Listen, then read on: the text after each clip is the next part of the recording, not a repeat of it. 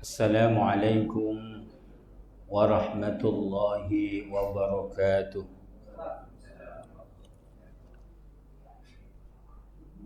Bismillah walhamdulillah wassalatu wassalamu ala rasulillah Sayyidina Muhammad ibn Abdillah wa ala alihi wa sahbihi wa mawala amma ba'du. Ashabal fadilah, para alim,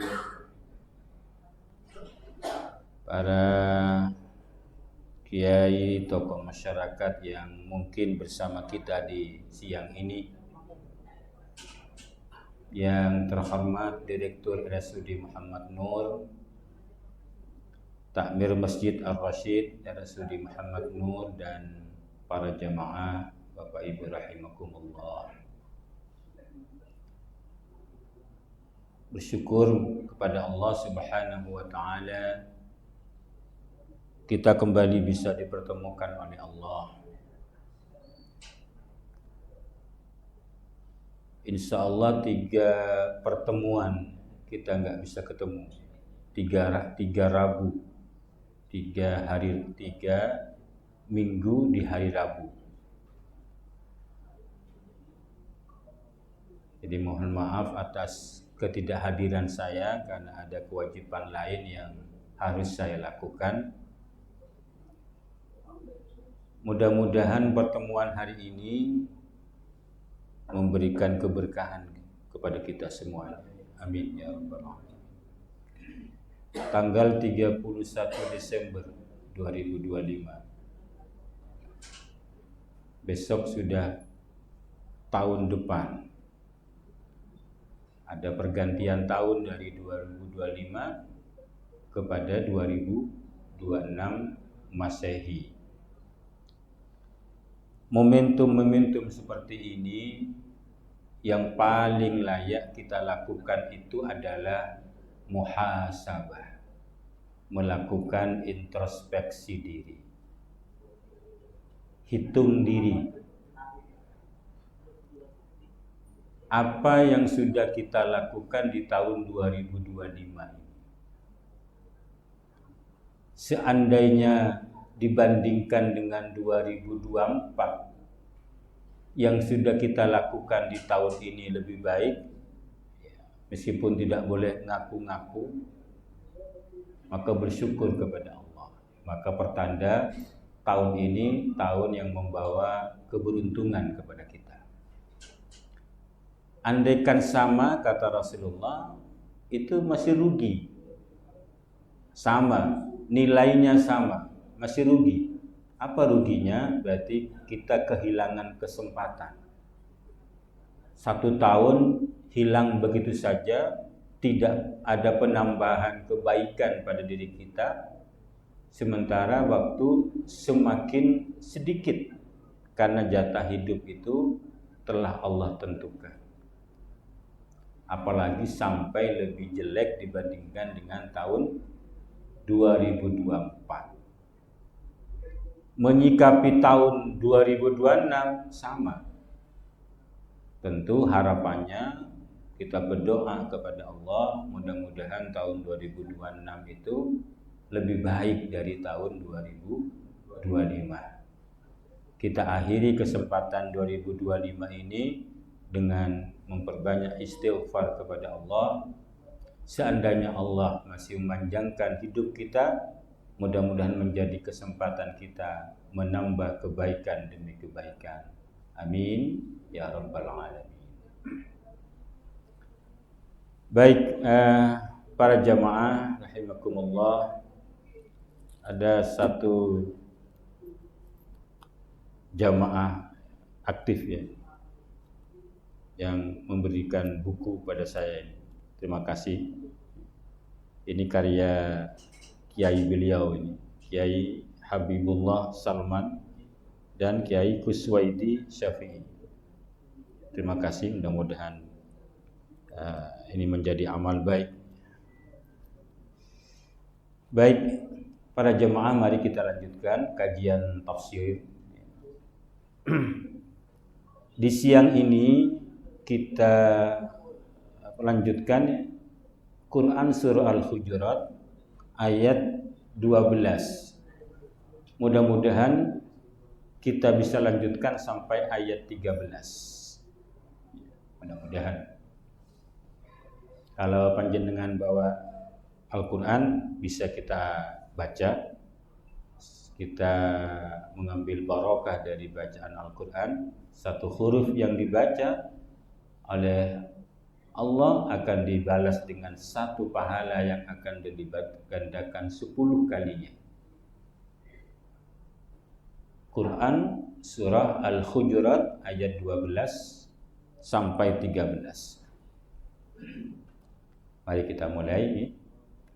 A'udzu billahi minasy syaithanir rajim.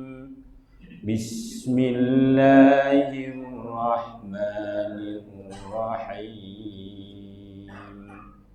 Ya ayyuhalladzina amanu ijtanibu katsiran minadh-dhanni inna ba'dadh-dhanni itsm wa la tajassasu wa la yaghtab ba'dukum ba'dha ayuhibbu ahadukum ay ya'kula lahma akhihi maytan fakarihtumuh wattaqullah innallaha tawwabur rahim. Ya ayyuhan nasu inna khalaqnakum min dzakarin wa unsa wa ja'alnakum syu'uban wa qabaila lita'arafu inna akramakum 'indallahi atqakum innallaha 'alimun khabir. Shadaqallahul azim. Mudah-mudahan kita mendapatkan rahmat dari Allah. Amin ya rabbal alamin. Baik, para jemaah, pada ayat ke-12 Quran surah Al-Hujurat, Allah Subhanahu wa taala berfirman, ya ayyuhalladzina amanu, wahai orang-orang yang beriman. Saya ingin kembali bertanya kepada panjenengan, ketika ada ayat di awal dengan panggilan penghormat ini, kira-kira apa pesannya? Masih ingat? 1, ada instruksi atau larangan yang sungguhnya berat dan akan terasa ringan bagi orang yang menerimanya dengan iman. Apalagi ada 3 yang mesti disampaikan. Tirulah Allah kalau memanggil dengan panggilan penuh hormat, kan gitu ya. Kemudian yang ketiga, terimalah taklif dari Allah itu dengan dasar iman kita, bukan sekedar akal kita, apalagi hawa nafsu kita. Kalau mau tambah 1 lagi boleh. Jadi kalau ada panggilan seperti ini, para jamaah, Allah memanggil kita dengan wahai orang-orang yang beriman, itu juga agar meminta kita untuk melakukan introspeksi diri. Benarkah kita orang yang beriman? Karena dalam ayat lain ada satu ayat yang sangat menarik ya, ketika Allah memanggil dengan panggilan seperti ini, tapi kita pun diperintah oleh Allah dengan perintah aminu. Ya ayyuhalladzina amanu aminu billahi wa rasulih. Ini Quran surah An-Nisa ayat 104 ayat 136 ya. Ya ayyuhalladzina amanu aminu billahi wa rasulih. Jadi al-ayat. Kita dipanggil dengan wahai orang-orang yang beriman, tapi kita diperintahkan untuk beriman oleh Allah. Artinya apa? Boleh jadi kita mengaku beriman, tapi iman kita belum tepat. Atau boleh jadi kita mengaku beriman, tapi perbuatan kita, tindak tanduk kita, ucapan kita tidak menunjukkan sebagai pribadi mukmin. Ngaku beriman, perilakunya itu malah menandakan sama sekali tidak ada tanda-tanda sebagai orang beriman. Makanya Allah perintahkan dengan panggilan ya alladzina amanu, tapi lanjut dengan perintah aminu billahi wa rasulih. Bisa dibaca Quran surah An-Nisa ayat 136, panjang ayat. Nah, oleh karena itu para jemaah, ketika ada panggilan penuh hormat ini, maka kita harus perhatikan betul apa kira-kira taklif dari Allah. Taklif itu bisa berbentuk perintah Allah, bisa berbentuk larangan Allah, larangan dari Allah. Nah, kita lanjutkan ayatnya. Ijtanibu katsiran minadh-dhann. Ini tentu ini maknanya ijtanibu, jauhilah. Berarti larangan ini. Taklifnya berupa larangan. Wahai orang-orang yang beriman, jauhilah larangan dari Allah. Katsiran minadh-dhann. Jauhi banyak dari berprasangka. Jadi Allah menyatakan ijtanibu katsiran minadh-dhanni. Jauhi dari banyak dari berprasangka. Jauhi banyak dari berprasangka. Kenapa? Inna ba'dadh-dhanni ismun. Karena sungguhnya sebagian dari prasangka itu ismun adalah dosa. Para jamaah, ayat ini turun berkaitan dengan dua orang sahabat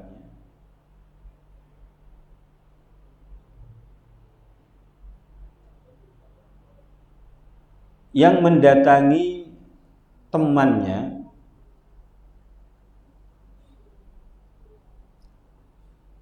ada yang menyebutkan bahwa yang didatangi itu namanya Usama untuk meminta makanan.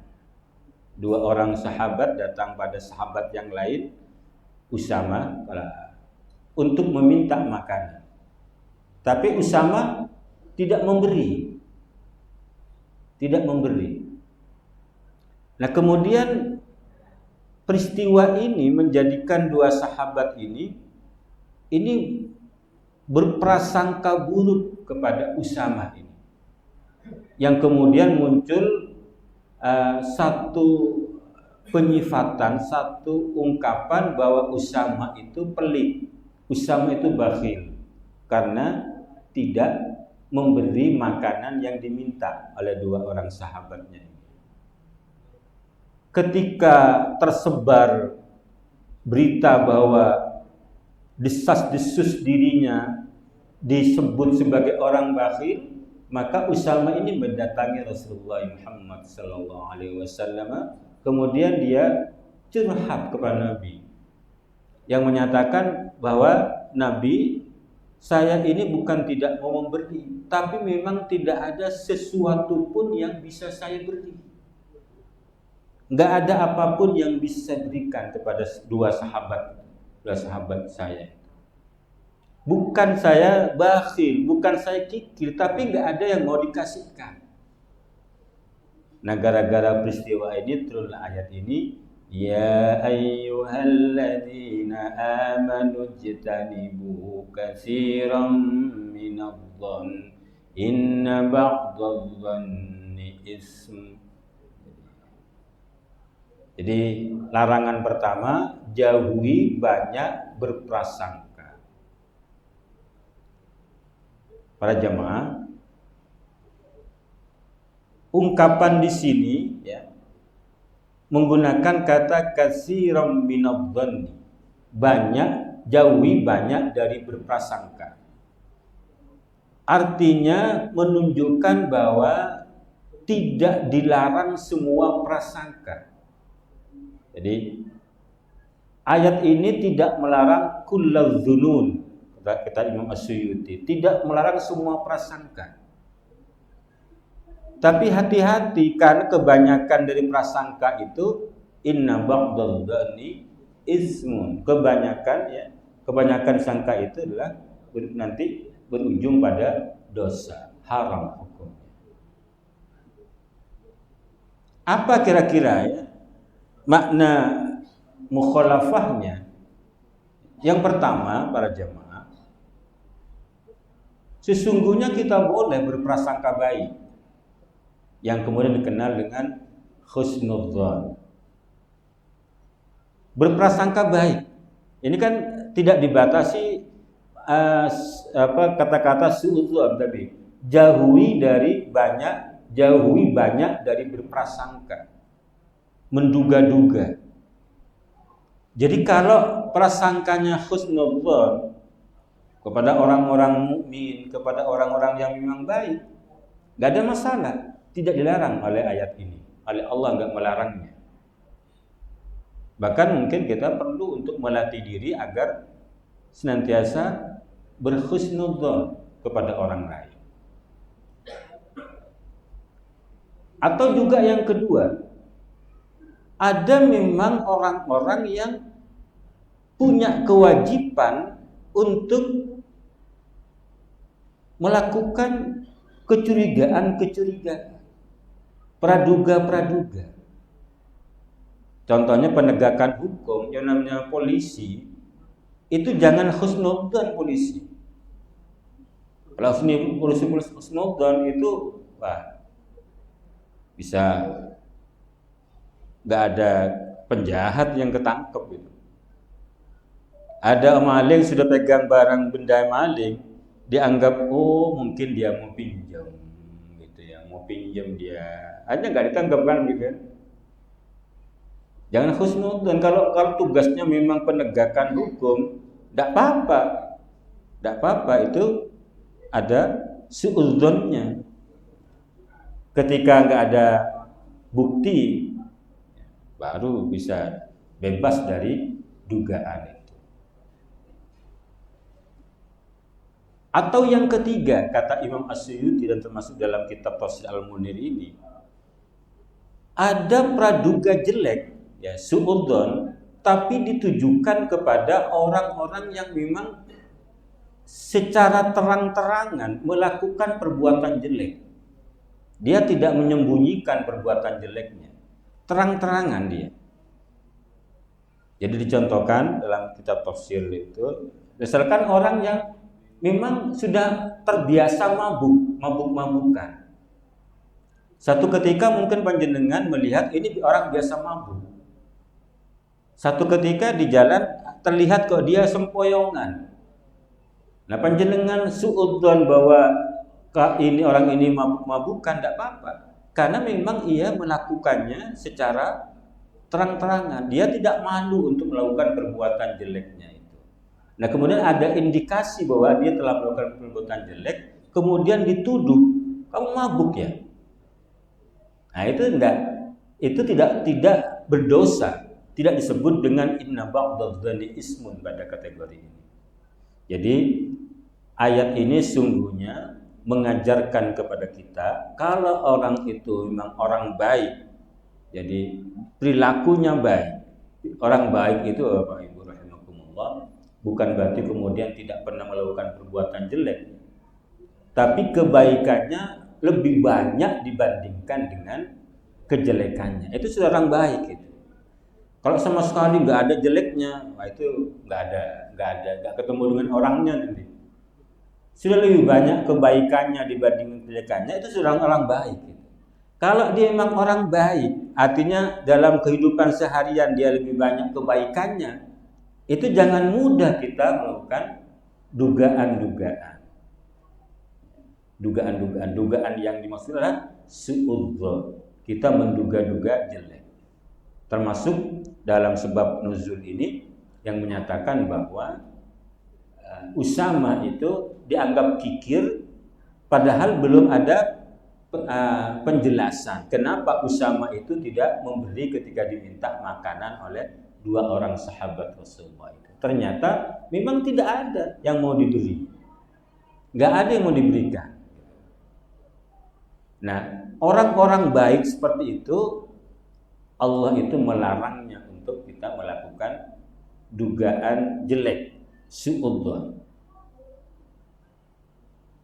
Kalau di dunia ilmiah, Bapak Ibu rahimakumullah, kadang memang kebenaran itu, ilmu itu harus diraih, diawali dengan dzon. Jadi menyaksikan dulu untuk melahirkan ilmu. Ketika mendapati ilmu, maka akan sampai pada taraf yakin. Dalam Al-Quran itu, Bapak Ibu rahimakumullah, panjenengan akan dapati beberapa istilah yang berkaitan dengan ini. Jadi tingkatan paling atas itu namanya yakin. Kita sudah bahas itu. Yakin sendiri ada beberapa kategori. Ada yang disebut dengan ilmul yakin, ada yang disebut dengan ainul yakin, ada yang disebut dengan haqqul yakin. Kita sudah bahas itu ketika mengkaji Quran surah At-Takatsur. Jadi yakin itu paling tinggi. Orang itu sudah punya dugaan yang kuat akan kebenarannya, itu bisa pada taraf namanya ilmul yakin, ainul yakin, langsung terlihat, haqqul yakin, sangat yakin betul bahwa itu benar. Nah, di bawah yakin itu ada namanya dzon. Dzon itu adalah dugaan kuat bahwa itu benar. Nah, ketika kita melakukan dugaan kuat bahwa seorang itu melakukan perbuatan jelek, itu saja dilarang oleh Allah.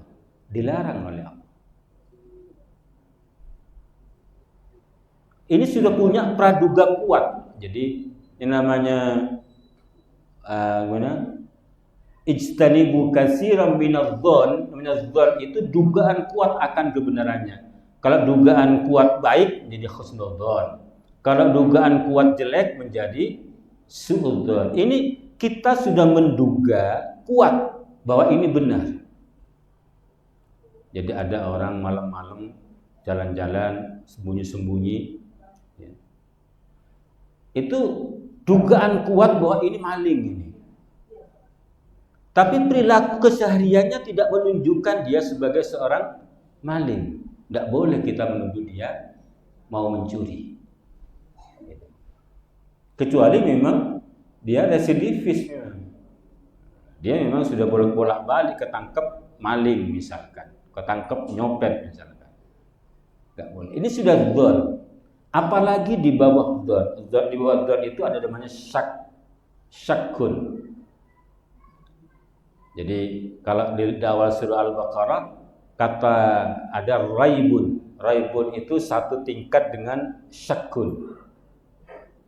Jadi dugaannya di bawah 50% lah gitu ya. Jadi antara benar tidaknya di bawah 50%. Jadi dalikal kitabul raibun itu ai syakkun. La raiba ai la syakka. Tidak ada keraguan. Itu di bawah 50%. Jadi yang dilarang itu tingkatan dzon. Paham ya? Artinya kita sudah menduga kuat itu benar dugaan kita. Itu Allah larang kalau itu menduga jelek kepada orang-orang yang beriman, orang-orang yang memang kesehariannya baik. Tidak, saya katakan sekali lagi, mohon izin, mohon diingat, yang namanya orang baik itu bukan berarti tidak pernah salah, ya, bukan berarti tidak pernah salah. Itu saja kita setingkatan dzon sudah menjurus kepada yakin, tapi belum tingkatan yakin. Kemudian kita duga dia melakukan perbuatan jelek, itu Allah larang. Kenapa? Karena boleh jadi salah dugaan kita. Biasanya Bapak Ibu rahimakumullah, orang yang gampang menduga jelek itu biasanya dia pengalaman gitu. Pengalaman begitu memang biasanya. Dia biasanya gitu. Orang yang menduga sering gampang menduga orang lain dengan perbuatan jelek, jangan-jangan memang dia pengalaman gitu. Jadi jangan paksakan baju yang pas untuk kita agar dipakai oleh orang lain, karena boleh jadi tidak pas untuk dipakai. Pahami? Paham? Baik, jadi itu sekelumit dari makna pesan dari firman Allah, ijtanibu katsiran minadh-dhanni inna ba'dadh-dhanni ismun. Kira-kira dosa enggak ibu-ibu? Kalau kita bersuudzon kepada orang yang memang sudah terbiasa berbuat jelek gitu. Kasus tadi misalkan, dia biasa mabuk, kemudian kita temui dia di jalan sempoyongan, kita tuduh dia, mabuk ya. Dosa enggak?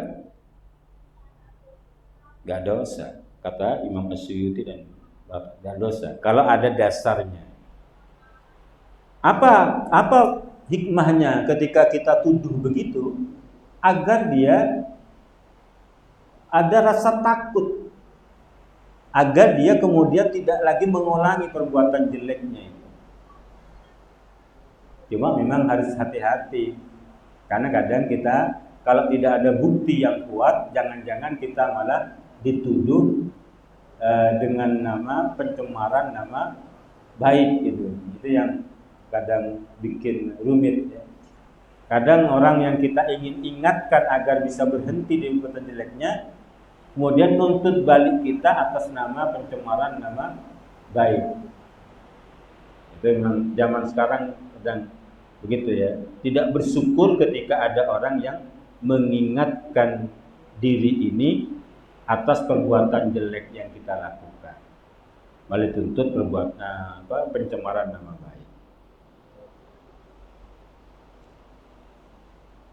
Kemudian larangan berikutnya, wala tajassasu. Tajassasu ini maknanya la tabhasu an auratil muslimin wa ma'ayibihim. Jangan mencari-cari, jangan meneliti an auratil muslimin, dari perbuatan atau dari keburukan-keburukan orang muslim dan aib-aibnya. Kalau panjenengan lihat survei tentang acara televisi, itu yang paling laku itu adalah acara infotainment. Terutama ibu-ibu, paling laku itu. Gosip, apa lagi,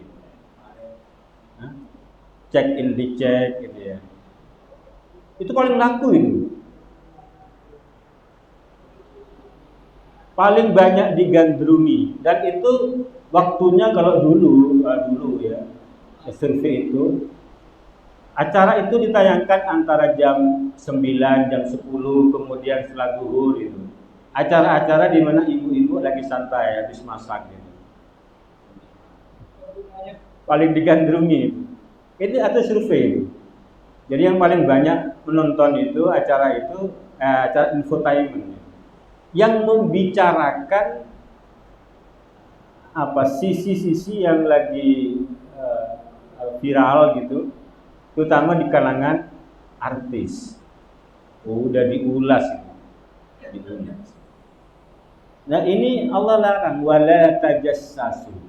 Ketemu saja, melihat saja ada kejelekan orang lain, kita nggak boleh. Pada ayat sebelumnya kan, la yaskhar qaumun an qaumin asa ayyakunu khairan minhum. Janganlah satu kaum mengolok-olok kaum yang lain, karena boleh jadi yang diolok-olok itu lebih baik dari mereka yang mengolok-olok. Ini sudah tahu persis kejelekannya. Jangan dijadikan bahan bulian. Ini masih gosip, masih belum jelas, masih mau ditelusuri. Allah larang dengan bahasanya wala tajassasu. Janganlah kamu mencari-cari kejelekan orang lain. Ini penyakit kita ya. Karena kita ini merasa nikmat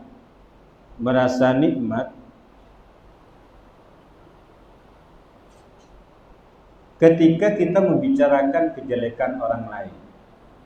Kita merasa diri ini menjadi orang hebat, orang bersih, orang baik ketika membicarakan kejelekan orang lain.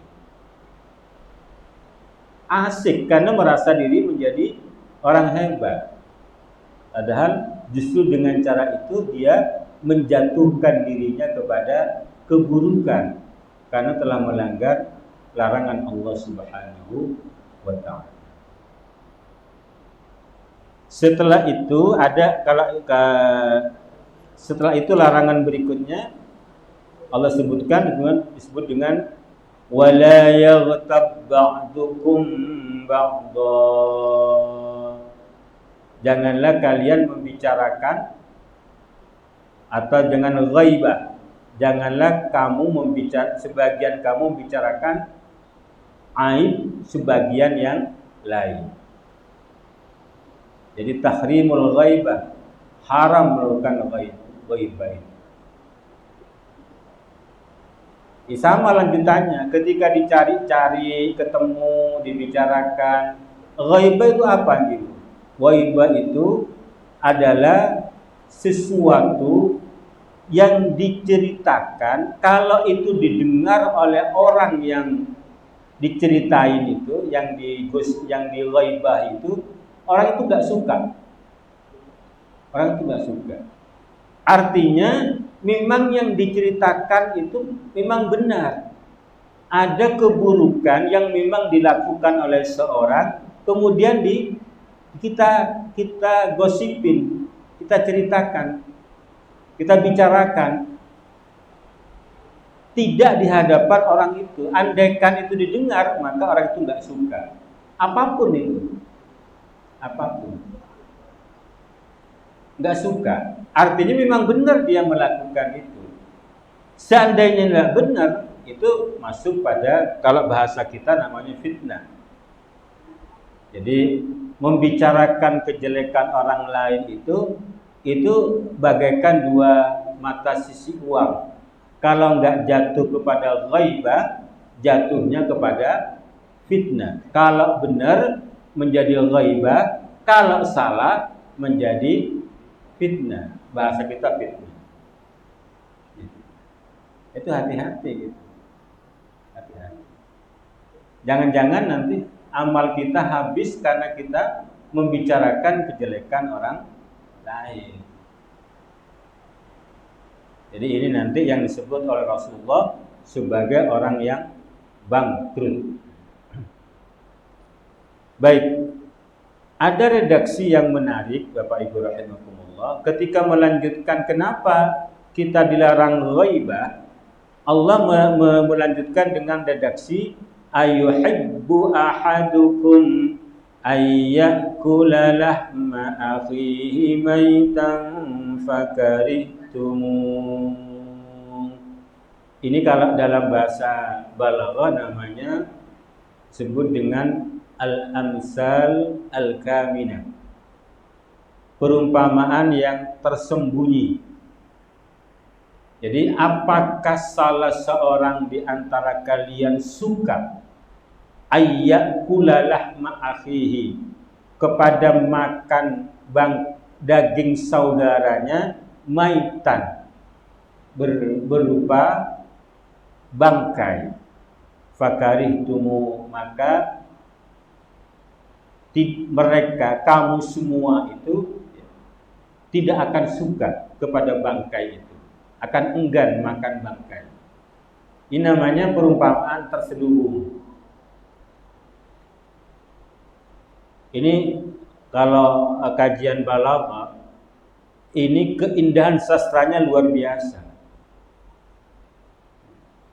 Jadi orang yang membicarakan aib saudaranya itu seperti makan bangkai saudaranya. Apa persamaannya? Sama-sama tidak mau. Yang namanya sesaudara, semuslim, satu iman, itu kan bersaudara. Itu ketika saudaranya dibicarakan, maka kejelekannya, maka saudaranya akan busuk namanya. Namanya akan busuk, menjadi bangkai dia. Menjadi bangkai. Tapi karena ini saudara kita yang menjadi bangkai, itu seakan-akan kita malah makan bangkai saudara kita yang itu. Itu Allah luar biasa mau memberikan satu perumpamaan ini. Seharusnya aib saudara kita itu kita tutupi. Tapi kalau justru dibicarakan, kita ini sudah membuat saudara kita menjadi busuk namanya. Kita pun dianggap oleh Allah itu makan bangkai saudara kita. Sejelek-jeleknya teman kita itu yang dibicarakan itu masih saudara kita. Mencandeng Madura, cek mitak buri neng tengah jele ngalor. Jadi kalau ada persoalan, ada masalah, ya, itu kemudian jangan dibeber kepada orang lain. Kalau memang ada kita yang kurang baik, ayo perbaiki. Ayo kita nasihati. Jangan kemudian malah diekspos. Zaman sekarang lebih mudah untuk mengekspos kejelekan orang lain. Jadikan status saja udah kemana-mana. Kan begitu. Jadikan status ini udah kemana-mana. Jadi ini ungkapan namanya al-amsal al-kaminah. Kalau mau dibuat sore, dibuat perumpamaan yang jelas, orang yang membicarakan kejelekan saudaranya adalah sama dengan pemakan bangkai yang sama-sama tidak mau. Yang dibicarakan tidak mau dirinya menjadi busuk, yang membicarakan pun tidak mau makan kebusukan, makan bangkai dari saudaranya itu. Sama-sama tidak mau. Ini satu balawat yang luar biasa dari Al-Qur'anul Karim. Setelah itu, ketika sudah ada beberapa larangan dari Allah, maka Allah menyebutkan dengan perintah wattaqullah, artinya dan bertakwalah kalian kepada Allah, innallaha tawwabur rahim, sungguhnya Allah maha penerima taubat, rahimun, maha penyayang, maha pengasih. Masih ingat makna takwa? Takwa itu berasal dari kata waqayaki wiqaya, menjaga. Waqayaki wiqaya, menjaga. Jadi Allah memerintahkan kita untuk menjaga. Menjaga apa? Menjaga diri kita dari batas-batas yang telah Allah tetapkan. Ada larangan, ada perintah. Maka orang yang bertakwa itu ketika diperintah, dia menjaga dirinya agar melaksanakan perintah itu. Ketika dilarang, dia menjaga dirinya agar tidak melakukan yang dilarang itu. Maka seringkali takwa itu didefinisikan al-imtisalu biawamirihi wastinabu binawahihi. Kan begitu definisi takwa. Takwa itulah melaksanakan perintah-perintah Allah, kemudian menjauhi larangan-larangan Allah. Ada batas-batas yang telah Allah tetapkan, maka orang yang bertakwa itu enggak boleh melampaui batas itu. Tilka hududullah fala taqtaduha. Di sana di dalam agama itu ada batas-batas Allah, maka jangan sampai kalian melampaui batas-batas itu. Kalau sudah kadung melaksanakan perbuatan su'udzon, mencari-cari kesalahan saudaranya, membicarakan aib saudaranya, Allah kemudian meminta kita untuk menghindari itu semua, sementara Allah menyebutkan dirinya dengan innallaha tawwabur rahim. Allah itu maha penerima taubat dan maha pengasih. Cuma jangan lupa para jamaah, karena ini berkaitan dengan hak orang lain, Allah tidak akan pernah menerima taubat kita selama kita belum minta halalnya kepada sebelah kita itu. Ketika kita sudah meghaibah, membicarakan aib sebelah kita, maka ayo minta halalnya. Kalau enggak terlaluan, ya mungkin minta halal secara umum. Secara umum. Soalnya kalau secara khusus takut nggak diterima permintaan maaf kita. Kok sepura aki ya, bola ada kesalahan nggak boleh halal tapi, gitu ya. Biasanya tradisi ini pas dibuat jadi tradisi halal dihalal. Kaci aki kan. Baik, kira-kira itu ayat 12. Ayat 13 singkat ini 13. Ya, dengan nanti akan saya ulas sedikit ini biar nyambung. Ayat 13 ini Bapak Ibu rahimakumullah adalah ayat Al-Qur'an yang begitu luar biasa dan menjadi satu ayat yang amat sangat mengguncang dunia. Kenapa? Karena ayat ini yang membicarakan tentang persamaan derajat manusia, tidak ada diskriminasi. Allah menyatakan, ya ayyuhan nas inna khalaqnakum min dzakari wa unsa wa ja'alnakum syu'uban wa qabaila lita'arafu inna akramakum indallahi atqakum. Jadi ini ayat yang luar biasa, yang menyatakan bahwa ada persamaan derajat manusia, tidak ada perbedaan. Kami menciptakan kamu, kata Allah. Jadi kalau ya ayuhan nas kan itu menunjukkan universalitas ajaran Islam.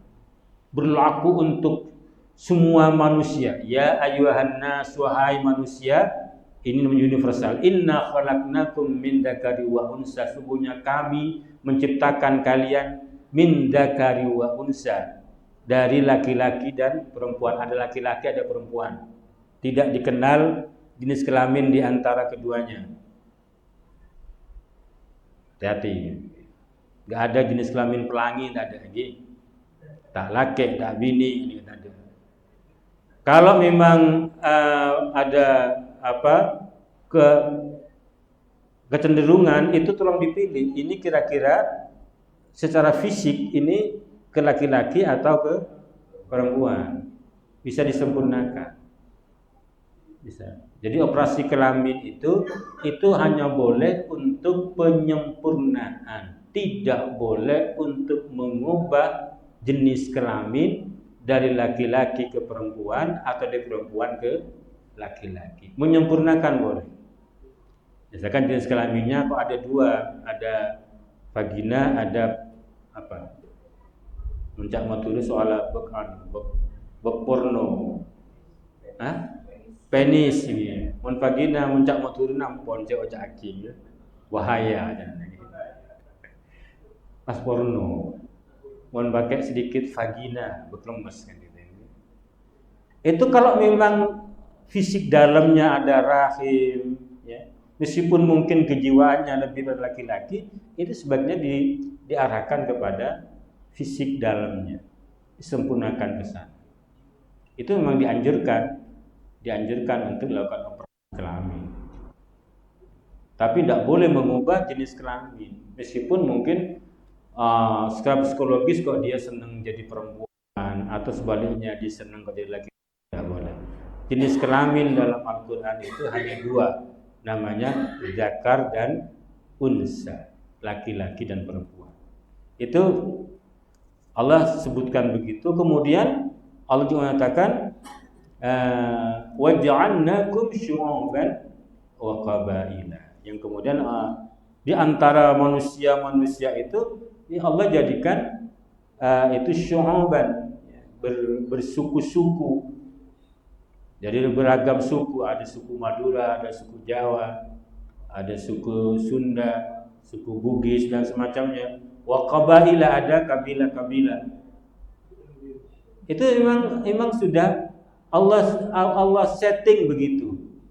Tapi Allah nyatakan perbedaan itu justru untuk mengantarkan diri ini lita'arafu, agar saling kenal mengenal.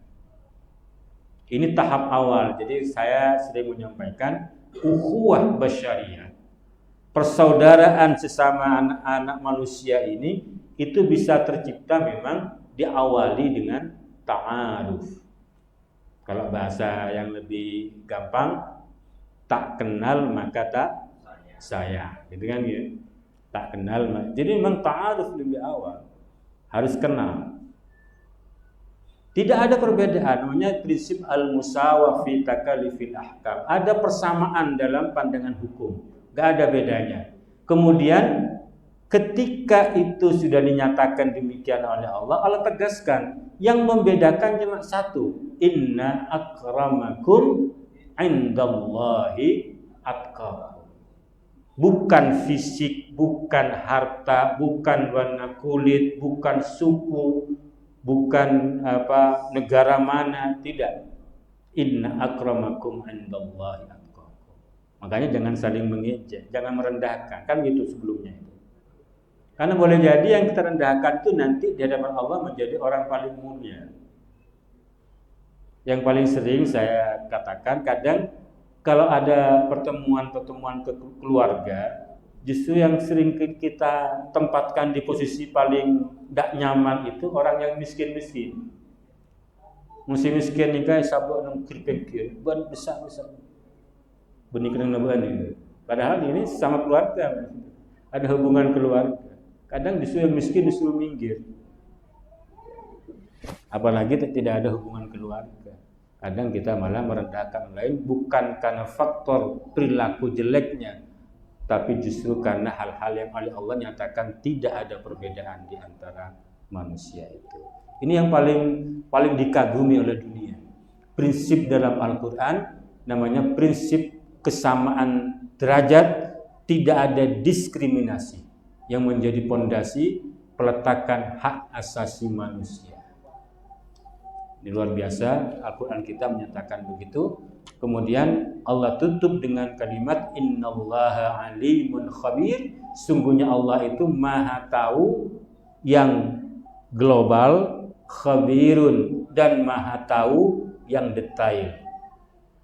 Kalau jangan mau membedakan, alim itu Allah tahu secara global, khabirun Allah maha tahu sampai yang detail-detailnya. Itu kalau membedakan. Kalau terjemahannya hampir sama ini. Alimun yang maha tahu, khabirun maha tahu. Cuma alimun itu pengetahuan Allah secara global, khabirun yang detail-detail Allah tahu. Sampai kerteka atin panjenengan Allah ini. Samangken kanto panjenengan pona kerteka ini. Akratek macam itu tak ada mampu misalnya gitu. Allah ini gitu.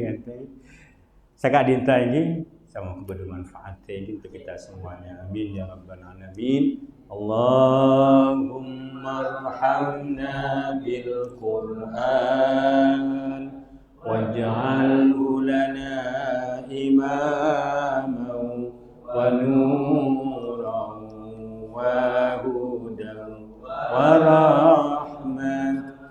Allahumma dhakkirna minhu ma nasina wa 'allimna minhu ma jahilna warzuqna tilawatahu